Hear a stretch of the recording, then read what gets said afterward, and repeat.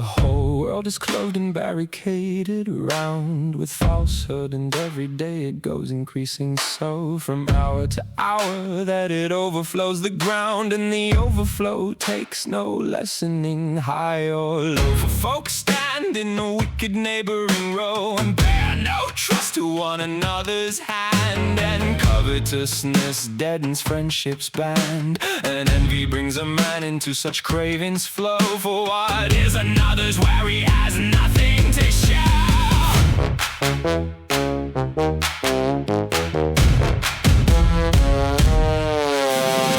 I find no fountain from which loyalty might spring, nearby nowhere, so may God save my sense for me. But I find enough fountains from which disloyalty takes wing, and from them for certain it shall never perish, you see. For sooner he fails who lives loyally in his degree than he who stands all his days in wickedness his stance. I almost part from God in an evil hope's mischance, because the false so well supplied and wealthy and free. But I do not believe this is pleasing to God's decree.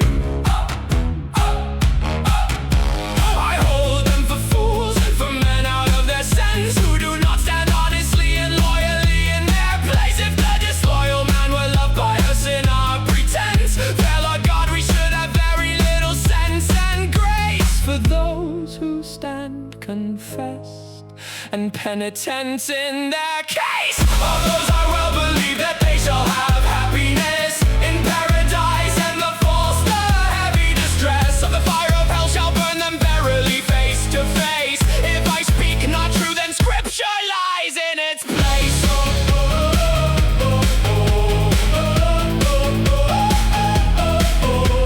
If loyalty abounded in as great a measure as it fails, never would it be pleasing in the sight of the devils. Rather they would be angered in their leisure, so that nevermore within their covenants night would any soul enter for the certain and for right. But they need have no doubt, no fear, no fright, that deceit and wickedness shall ever die outright, through great drought, nor through cold, nor through wind's might. For with everything it takes root and nourishment's light.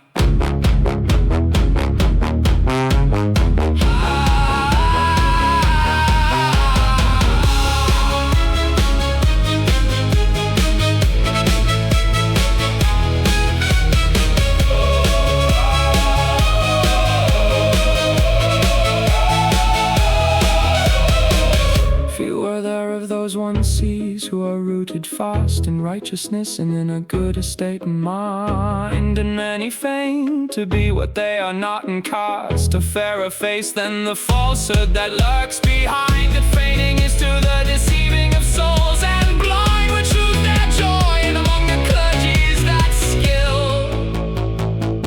They make themselves out good, but God knows the will and the state of the false clerks, and the lady just as ill. To all I pray that they pray heartily and still to the Lord Jesus Christ, that he give joy and fill to Lord Edward, for he is the best lance and still of all the world, and give